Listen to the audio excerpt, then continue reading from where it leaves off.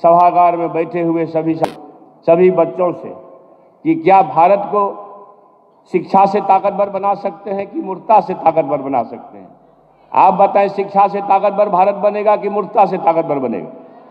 शिक्षा से बनेगा। बेशक, धन्यवाद। और इस देश में एक ऐसे विचार चलते हैं जो नागपुर से उड़ते हैं, जो कहता है कि नहीं, शिक्षा से अहंकार बढ़ता है। आपको अगर मैं ये पूछूं कि भारत भूमि को ताकतवर आप नफरत से बनाएंगे या मोहब्बत से बनाएंगे, आपके क्या क्या क्या जवाब होंगे? भारत भूमि ताकतवर बनेगा मोहब्बत से कि नफरत से? मोहब्बत से। धन्यवाद आप सभी का। और इस देश में ऐसे विचार चले हैं जो कहता है कि नहीं, नफरत है, नफरतवाद फैलाने में लगा हुआ है। ये बात आज की नहीं है।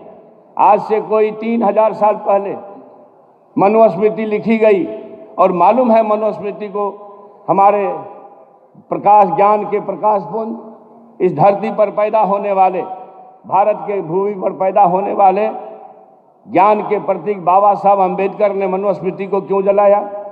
अगर आप अपने गूगल पर जाएं, स्मार्टफोन सबके हाथ में आजकल होता है, गूगल पर जाके सर्च करें कि मनुस्मृति को क्यों जलाई गई, तो आप पाएंगे कि मनुस्मृति में वंचितों को और वंचितों के साथ साथ नारियों को शिक्षा से अलग करने की बात कही गई है। शिक्षा का अधिकार, संपत्ति का अधिकार न तो नारी को था, न वंचितों को था, न शूद्रों को था। उसके बाद आज से करीब 7 साल पहले 15वीं 16वीं सदी में रामचरितमानस लिखा गया।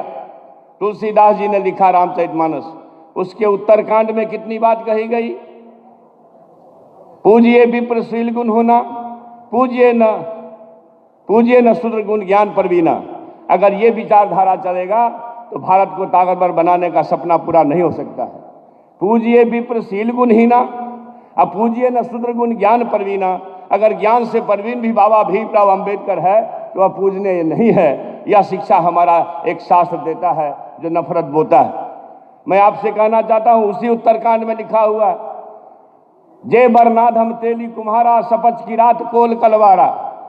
जय बरनाधम, बरन में अधम कौन कौन लोग हैं? जय बरनाधम तेली कुम्हारा, सपच की रात कोल कलवारा। उत्तरकांड में लिखा है, आप गूगल पर जाके सर्च करिएगा, रामचरितमानस में जो नीचता का अर्थ क्या है आपको मिल जाएगा इसी टॉपिक में। उत्तरकांड में जो ये लिखा गया कि बरन में अधम कौन कौन लोग हैं, तेली, कुम्हार, कहार, कोल, कलवार, आदिवासी, दलित वगैरह वगैरह। और फिर उसी में आगे लिखा है, अधम जाति में विद्या पाए, भयहु जथा ही दूध पिलाए। यानी कि अधम जाति में नीच जाति के लोग विद्या पा करके जहरीला हो जाते हैं। कैसा? जैसा कि दूध पीने के बाद सांप हो जाता है। अगर ये साथ हमारे सामने हो जो नफरत को इस तरह से बोता हो, तो मैं उम्मीद करता हूं कि नफरत का वातावरण बना करके भारत को ताकतवर कोई नहीं बना सकता है। मित्रों, आप सभी को बताना चाहता हूं, शिक्षा और ईश्वर किसी जाति का दास नहीं है। न तो ईश्वर किसी जाति का दास है, न शिक्षा किसी जाति का दास है। मैं इसका एक बड़ा उदाहरण है कि रूढ़िवादियों द्वारा, यथास्थितिवादियों द्वारा, पोंगा पंडितों द्वारा यह बताया गया कि फलाना जाति नीच है, चिलाना जाति नीच है, उसका न छुओ, उसका न खाओ, उसका न पियो। मगर प्रभु परमात्मा ईश्वर ने एक ऐसा सूरमा पैदा किया भारत की भूमि पर जिसका नाम बाबा साहब भीमराव अंबेडकर है। नालंदा खुला विश्वविद्यालय के 15वें दीक्षांत समारोह के दौरान प्रदेश के शिक्षा मंत्री प्रोफेसर चंद्रशेखर कुछ विवादित बोल गए। हालांकि वो अपने बयान पर कायम है। उन्होंने रामचरितमानस को समाज में विद्वेष फैलाने वाला ग्रंथ बता दिया। कई दोहों को बताया कि इससे समाज में विद्वेष पैदा होते हैं। मनुस्मृति को अंबेडकर ने जलाया था क्योंकि उसमें दलितों और वंचितों को पढ़ाई से रोका जाता है। ऐसा कार्यक्रम के दौरान शिक्षा मंत्री चंद्रशेखर ने बातें कही। कार्यक्रम के बाद भी शिक्षा मंत्री अपने बयान पर कायम दिखाई पड़े और उन्होंने कहा कि एक जमाने में मनुस्मृति, दूसरे जमाने में रामचरितमानस और फिर तीसरे जमाने में आज के दौर में गुरु गोलवलकर की किताबें समाज में विद्वेष पैदा कर रही हैं। क्या कुछ कर रहे हैं शिक्षा मंत्री, सुनते हैं। महार आंदोलन किए थे, लेकिन महादलित आंदोलन नाम दिया गया, क्या कहेगा? संजय बाबू ने क्या कहा ये आप भी समझते हैं, हम भी समझते हैं। जो दर्पण का काम किए हैं बाबा साहब भीमराव अम्बेडकर, देश दुनिया को जो बताने का काम किए हैं भारत भूमि के धरती से, मनुस्मृति को जलाने का क्यों काम किए? इसलिए कि न मनुस्मृति में एक बड़े तबका के खिलाफ 85% लोगों के खिलाफ अनेकों गालियां दी गई। रामचरितमानस का क्यों प्रतिरोध हुआ? किस अंश का प्रतिरोध हुआ? अधम जात में विद्या पाए, भयहु जथा ही दूध पिलाए। यानी अधम मतलब होता है नीच। दुनिया के लोगों सुनो, आपके माध्यम से कहना चाहता हूँ, नीच जाति के लोगों को शिक्षा ग्रहण करने का अधिकार नहीं था, और उसमें कहा गया है कि नीच जाति के लोग शिक्षा ग्रहण करके जहरीला हो जाते हैं, जैसा कि सांप दूध पीने के बाद होता है। हम इस सवाल में बात करेंगे सर। मैं इसलिए ये बात कहता हूँ कि इसी चीज़ को कोट करके बाबा साहब अम्बेडकर ने दुनिया के लोगों को बताया। ये जो ग्रंथ हैं नफरत को बोने वाले, एक युग में मनुस्मृति, दूसरे युग में रामचरितमानस और तीसरे युग में गुरु गोवलकर का बंच ऑफ थॉट, ये दुनिया को हमारे देश को, समाज को नफरत में बांटती है। नफरत देश को महान नहीं बनाएगा, जब भी कभी महान बनाएगा तो मोहब्बत ही बनाएगा। 1927 में महार आंदोलन किए थे या फिर महादलित आंदोलन किए थे बाबा साहब अम्बेडकर, ये बता दीजिए। मैं ये कह रहा हूँ कि उन्होंने महान आंदोलन किया था, और महान आंदोलन का सीधा सीधा मतलब होता है कि समाज के ऐसे तबके जो हजारों वर्षों से, सदियों से पीछे बैठाए गए हैं, उनके सम्मान में मजबूत कंधे आए और मानव मूल्यों के रक्षा में खड़े हों। बिहार की 8वीं के जो टेक्स्ट बुक है उसमें लिखा हुआ है महादलित आंदोलन किए थे बाबा साहब अम्बेडकर। बीजेपी ने साफ तौर सवाल उठाया है।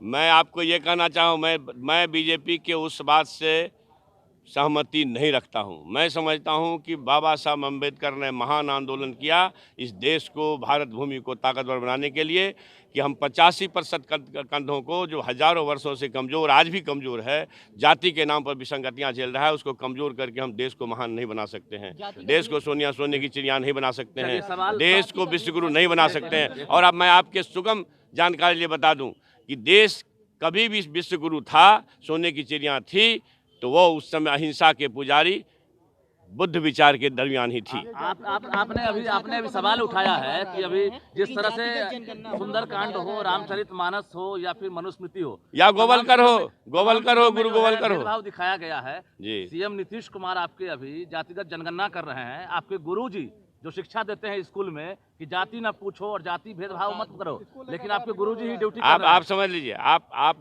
चीज़ों को समझिए। मुख्यमंत्री मंदिर नहीं जा सकते हैं, जीतन राम मांझी। भगवान राम जी सबरी की जूठ बैर खा सकते हैं, मगर मुख्यमंत्री सबरी का बेटा मंदिर नहीं जा सकता है। आप धोओगे पाखंडी हो। हमारे देश के राष्ट्रपति, तब के राष्ट्रपति कोविंद साहब सपत्नीक गए जगन्नाथपुरी मंदिर में, आप गर्भगृह में घुसने नहीं दे सकते हो। इसके खिलाफ आंदोलन होना चाहिए कि नहीं होना चाहिए?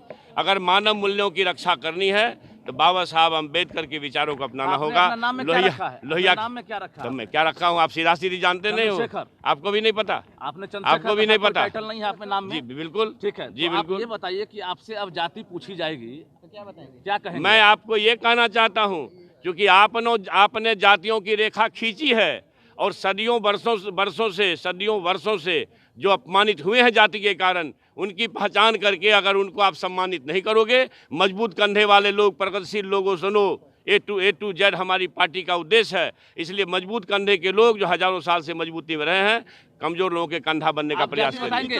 जाति बताएंगे सर, आप जाति बताएंगे, ये बताइए सर। जनगणना में टीचरों को लगा दिया गया। मैं अब ये समझ लीजिए कि जब क्लासेस सस्पेंड हैं, जाति जनगणना में लगे हुए हैं, तो कौन सा बुरा काम है? तो सुना आपने, शिक्षा मंत्री ने बिहार के 8वीं कक्षा के पाठ्य पुस्तकों में महार आंदोलन की जगह महादलित आंदोलन किए जाने के सवाल पर गोलमोल जवाब दिया। इसका कोई जवाब नहीं दिया।